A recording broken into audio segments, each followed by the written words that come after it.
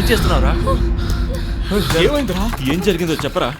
అందుకే నేను చెప్పాను ట్రావెల్ చేసేటప్పుడు ఇలాంటి విషయాల గురించి మాట్లాడుకోవద్దని. అట్లీస్ట్ బయలుదేరేటప్పుడు పూజ ఏమైనా చేశారా? శరత్, ఏమైంది? ఏం జరిగిందో చెప్పు. ఎందుకంత కంగారు పడుతున్నావు? నీకేమైందిరా? అది మామ వచ్చేటప్పుడు వెనకాల లారీ దగ్గర లారీ దగ్గర ఏం చూసావు చెప్పరా. అది ఎంఆర్పి రేట్లకే వైన్ షాప్. ఇదిగో హైవే దాటితే సిటీ. అక్కడ మందు చాలా కాస్ట్లీ. అందుకే ఇక్కడ మందు తీసుకుందామని ఆపాను. చెత్తనాకుడు. కదరా. సరే సరే, అసలు దెయ్యాలు ఇంట్లోకి ఎలా వచ్చాయి? ఆ దెయ్యాలు ఎక్కడి నుంచో రాలేదు, ముందు నుండి అక్కడే ఉన్నాయి. వాళ్ళ ఇంటిని కొనడానికంటే ముందు ఆ ఇంట్లో ఒక మార్వాడి కుటుంబం నివసిస్తూ ఉండేది. గ్యాస్ బ్లాస్ట్ అయి మొత్తం ఫ్యామిలీ అంతా నాశనం అయిపోయింది. అది జరిగాక దాదాపు 2 ఏళ్ల పాటు ఆ ఇల్లు ఖాళీగానే ఉంది. ఆ తర్వాత ఎవరో రియల్ ఎస్టేట్ వాళ్ళు వచ్చి ఆ ఇంటిని రెనోవేట్ చేసి తర్వాత ఆ ఇంటిని వీళ్ళకి అమ్మారనే విషయం తెలిసింది. అది సరే, ఆ చంద్రశేఖర్ ఫ్యామిలీ ఏమైంది? ఇంకేం చేస్తారు, పూజారి గారు చెప్పినట్టుగానే ఆ ఇంటిని అమ్మడానికి డిసైడ్ అయ్యారు. కానీ అంతలోపే ఈ విషయం ఊరంతా స్ప్రెడ్ అయి ఆ ఇంటిని కొనడానికి ఎవ్వరూ ముందుకు రాలేదు. ఫైనల్లీ రెనోవేట్ చేసిన ఆ రియల్ ఎస్టేట్ వాళ్ళకే వీలైనంత ఎక్కువ ధరకు అమ్మేసి ఆ ఇంటిని వదిలేసి అక్కడి నుంచి వెళ్ళిపోయారు. ఓ అదా విషయం. ఓ పని చేద్దామా? ఏంటి? ఏంటో చెప్పు. మందు కొనుక్కుందాం పదండి. త్వరగా డబ్బు మావా. డబ్బులు లేవరా. మరేం చేద్దాంరా? సరే మేము ఏటీఎంకి వెళ్ళి వస్తాం, నువ్వు ఎక్కడ నేను కూడా వస్తారా? వద్దు ఉండరా, నువ్వు పద వెళ్దాం. రే మావా, వాళ్ళేదో వెళ్తుంటే వీడెందుకు వెనక పడుతున్నాడు? రే, ఎక్కడికి వెళ్తున్నారా? ఏటీఎం కు వెళ్తున్నా. సరే సరే, త్వరగా రండి.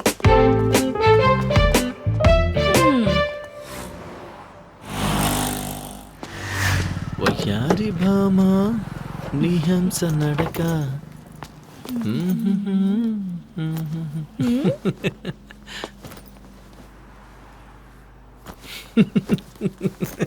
ఏంటి బాబు, నీకు నేను చెప్పిన దెయ్యం కథలో ఏదైనా లాజిక్ దొరికిందా ఏంటి? Vandana, I'm not trying to be your wrong. నాకు అనిపించిందే నేను చెప్తున్నాను. నువ్వు చెప్పినట్టు చూస్తే రియల్ ఎస్టేట్ వాళ్ళు ఆ ఇంటిని రెనోవేట్ చేసి చంద్రశేఖర్ గారికి అమ్మేశారు. ఆ పూజారి ఏం చెప్పాడు? ఎంత రేట్ వస్తే అంత రేటుకి వెంటనే ఆ ఇంటిని అమ్మేమని చెప్పాడు. సో ఇప్పుడు ఆ ఇంటిని ఎవరు కొన్నారు? మళ్ళీ రియల్ ఎస్టేట్ వాళ్ళే కొన్నారు. See this point to be noted. ఒకవేళ ఈ పూజారికి ఆ రియల్ ఎస్టేట్ వాళ్ళకి సంబంధం ఉండొచ్చు కదా.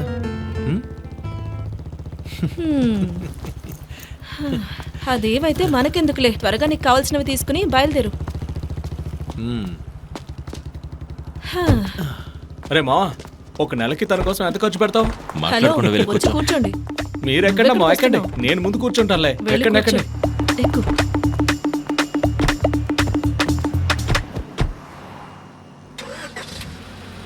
So guys, please no more horror topics. Okay okay okay. Okay okay, FM on చేస్తాను, విందాము.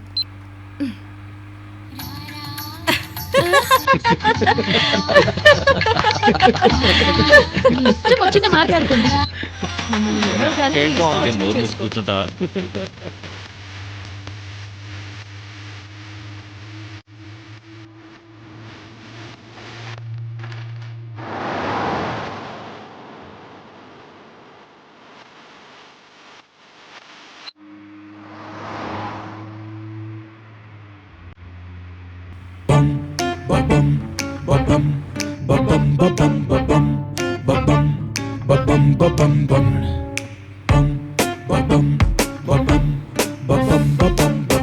ఏమైందిరా?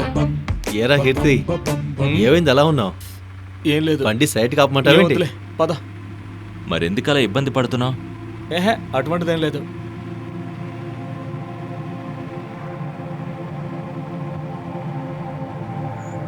రే కీర్తి, ఆ తర్వాత ఏమైందో చెప్పరా?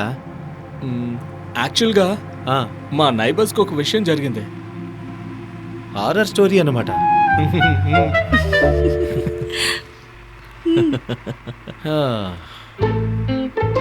కార్లో ఇలాంటి డిస్కషన్ చేస్తున్నప్పుడు కంట్రోల్ చేసుకోవడం కష్టం. సో నువ్వు కంటిన్యూ చేయి. ఓకే, మొదలు పెట్టినా. మొదలుపెట్టు. కాంకిపాడు దగ్గర ఒక ఊరు.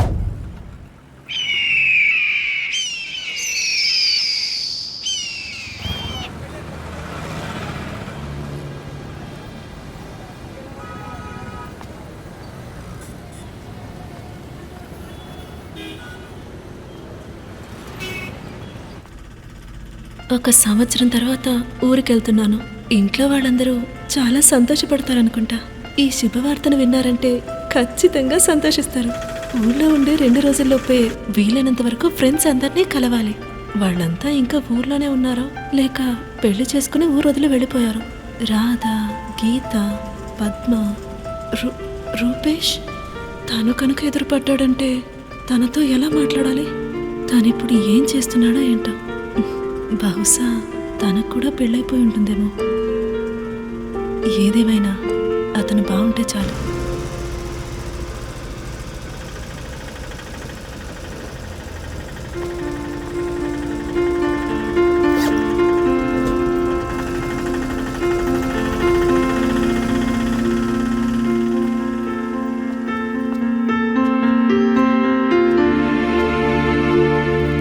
ఏంటమ్మా ఇప్పుడే ఊరికొస్తున్నావా?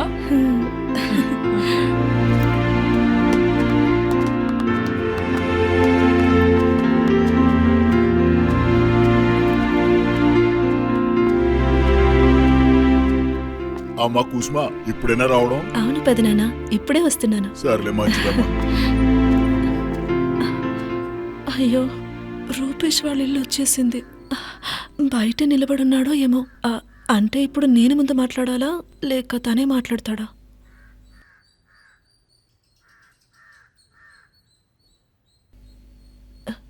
ఏంటిది? ఎవరూ కనపడటం లేదేంటి? ఓ, ఒకవేళ అందరూ బయటికి వెళ్ళుంటారు.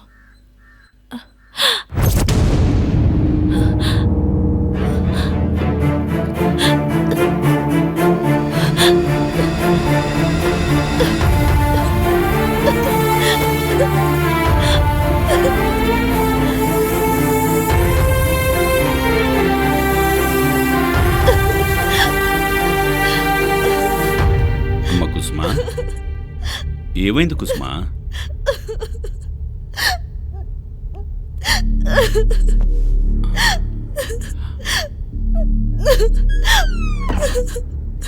కుసుమా, తలుపు తెరవమ్మా.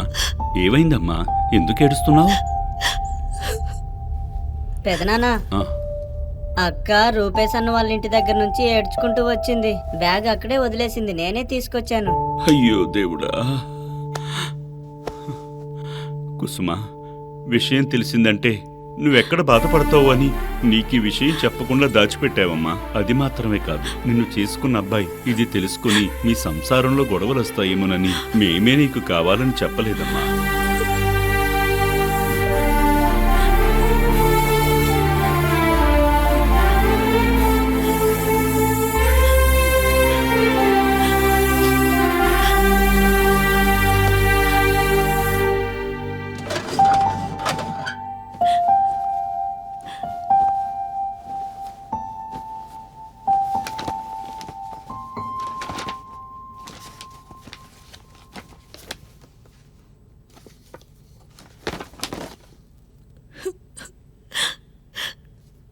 రూపేష్,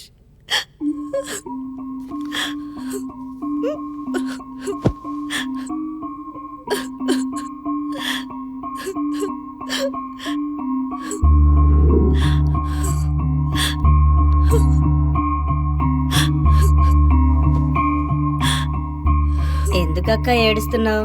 రూపేష్ అన్న గుర్తుకొచ్చాడా?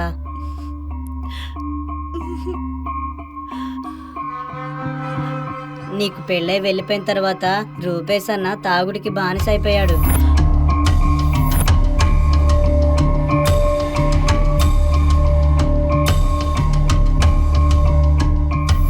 మన ఇంటి ముందుకొచ్చి అరుస్తూ చాలా పెద్ద గొడవ చేశాడు.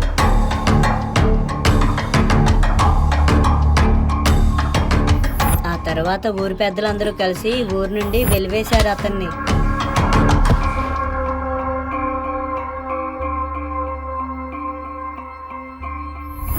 అలా జరిగిన ఒక వారం రోజుల తర్వాత అతని శవం ఒక డ్యాంలో దొరికింది.